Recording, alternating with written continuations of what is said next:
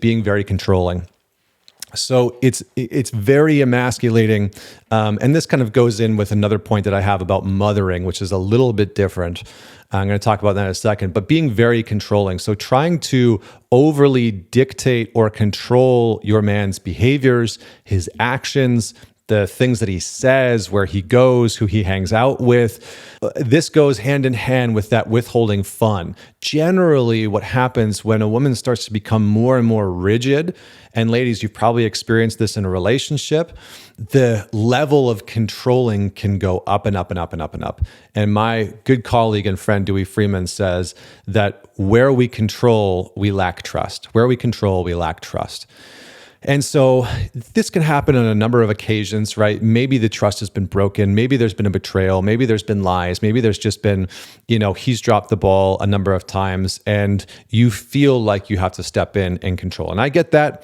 I'm not saying that there aren't times where it feels like you have to sort of take control. What I'm talking about is when that's not necessary, when that's not needed. And you're operating in a way, sometimes from your own anxieties, sometimes from your own fears, sometimes from your own unwillingness to be vulnerable or be playful or be connected and intimate. You start to try and control. And the control is a mechanism that not only emasculates your partner, right? It emasculates the man who, wants to be able to provide, wants to be able to lead in some ways in the relationship, wants to be able to feel close to you and connected to you. But it makes him feel small, right? Whenever we are in the controlling position, we feel very big. We feel very powerful. And whenever we're in the controlled position, we feel very small. And so it's very common for a lot of women who enact this hyper controlling mechanism, which is very emasculating for a partner, right? Like, why didn't you take out the garbage when I told you to? Or how come you didn't take it out the way that I asked you to? Or why didn't you put the dishes in the exact way that I told you to? Or the bed isn't made this way? Or, why did you say that way? Or, whatever it is, you start to nitpick every single behavior, action, choice, speech that man says, and slowly he feels very constricted. So the most important thing to men, the most important thing to the masculine is freedom. And so slowly, as you become more and more controlling, it's emasculating him because he feels like he has less and less and less and less freedom.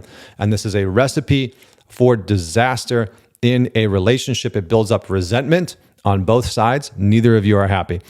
So that's another way that emasculation can happen. I only have a couple more, and then I want to hear your thoughts in the comments below.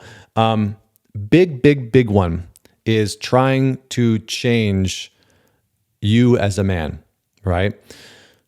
There's a saying that I think I said on a podcast recently that men try to fix problems and women try to fix the person. And so oftentimes what will happen in a relationship is a man will, try and he'll hear his wife or his girlfriend is upset. She's got some issue at work or with her parents, and he will be thinking about, how do I fix this problem for her? What do I do? Or she'll be saying, oh, I want to lose 10 pounds, or I don't like the way that I look in this dress. And so he'll think about, how do I help her solve this problem of losing 10 pounds or fitting into this dress, right? He'll fix it on the problem. But for women, what will happen, and this is just a generality, but I've found it to be true most of the time, women will focus in on the person. So a man might say, I don't like my job, or I want to lose 10 pounds, or whatever it is. And she'll start to try and change his behavior. She'll start to try and change him. She'll start to focus in on his actions, his choices, his behaviors, his likes, what he does, who he spends time with.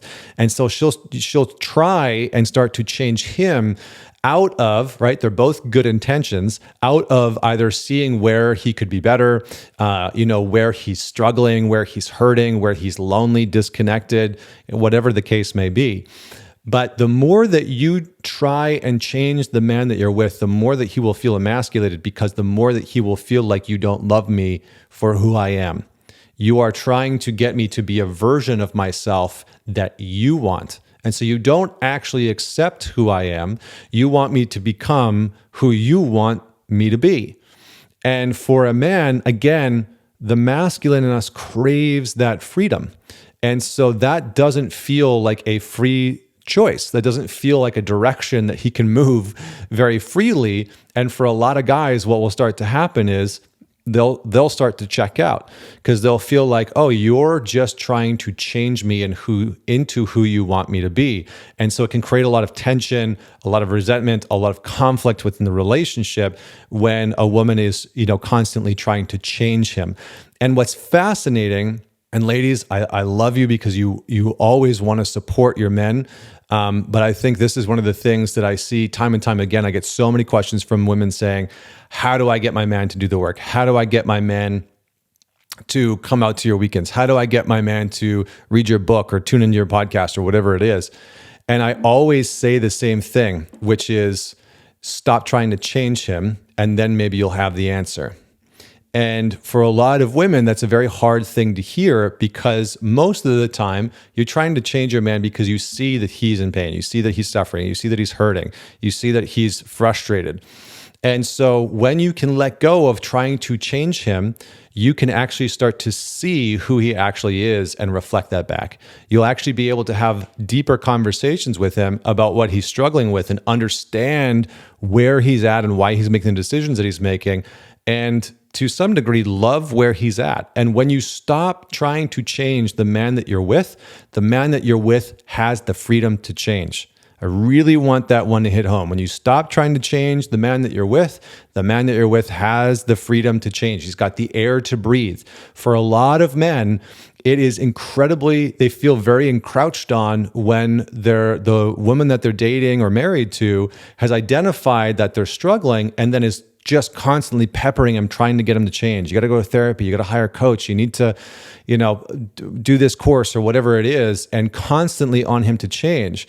Create invitations, create openings. Say, hey, I bought you this book that I thought you might like, or, I'd love to listen to this podcast with you, without the expectation of you need to be somebody different in order for me to be happy with you.